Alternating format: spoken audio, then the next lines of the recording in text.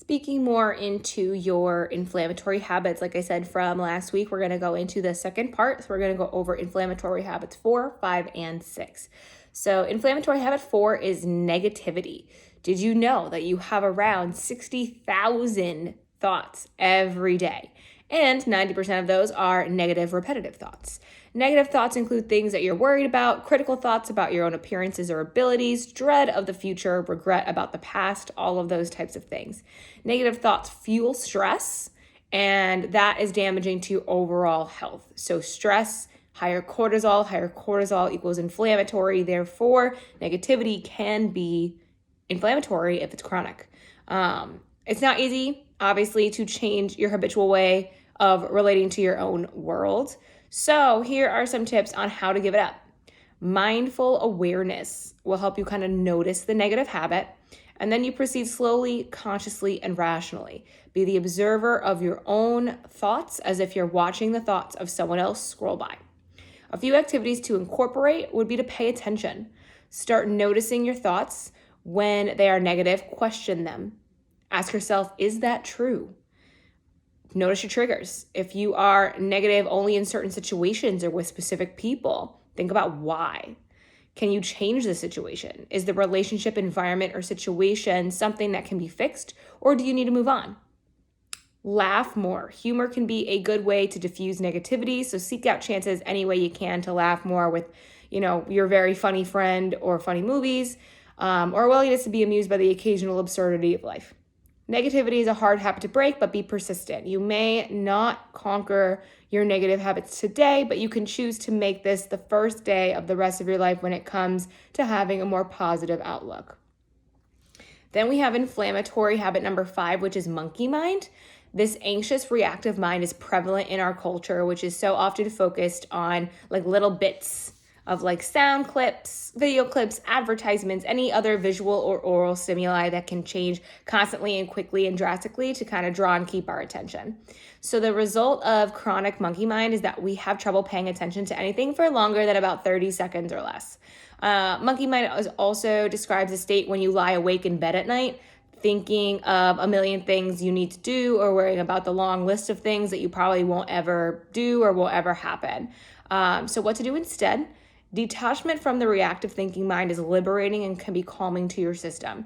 You are not your thoughts or your emotions, but the observing presence of them. As you go through the day, become aware of when your mind starts jumping around. Noticing is the first step against self-awareness. Can't say it enough. When you notice, see if you can detach from the jumping around so that you feel like you are looking at it from an outside rather than being stuck in the thick of it. This might feel hard at first, but with practice, you'll get better and better, and the trick is consistency. Last inflammatory habit is going to be inflammatory habit 6, which is emotional eating. Emotional eating, sometimes called stress eating, is a stress response that involves consuming food to relieve stress, distract yourself from unpleasant feelings, or provide a moment of pleasure in the face of depression or anxiety.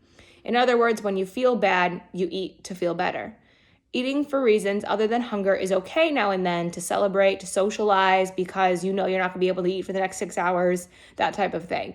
But when you have emotional hunger, food will not fill you. It's only a temporary distraction that will likely leave you feeling even worse later, especially if it causes you to go against the health improvements that you've been trying so hard to make. The kinds of foods emotional eaters usually crave are high in refined carbs like sugar and white flour, or fried like potato chips and French fries, or extremely high in fat like cheese, or all of the above like a donut. So how to give it up? It's not going to change anything overnight. Emotional eaters know that. The point of it is kind of like an exercise of, again, mindfulness.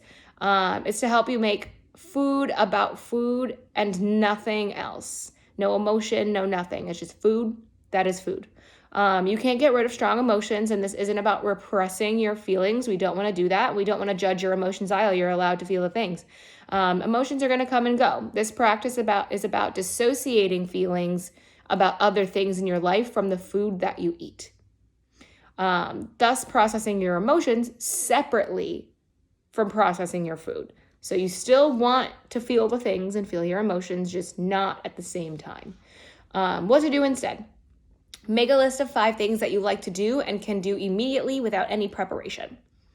Make a list 3 favorite songs in a row and listen to them with some headphones in. You can go for a walk. You don't even need to change your clothes. You just go.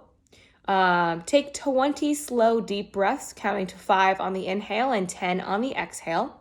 Sit down, watch a funny show or movie. No food, no cell phone. Just be present with the show or movie.